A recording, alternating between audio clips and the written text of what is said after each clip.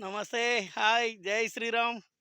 మీ రైతు బిడ్డ, ముద్దు బిడ్డ, సోదరులు, మిత్రులందరికి కూడాక ఈరోజు నా హృదయపూర్వక నమస్కారాలు.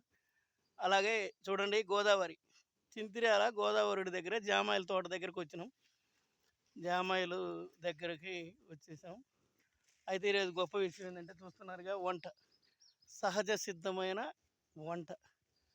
మన వాళ్ళే జామాయిలు కొడుతున్నారు. అన్నయ్య వాళ్ళు, సోదరీమణులు చేస్తున్నారు వాళ్ళ యొక్క జీవన విధానం. అలాగే మన భారతీయ సాంప్రదాయంలో పూర్వం పూర్వం పూర్వం ఎలా చేసేవాళ్ళు తెలుసా? ఇంకో ఇది కనపడుతుందిగా, చల్ల సిరిగేది కవం వాళ్ళు చేశారనమాట.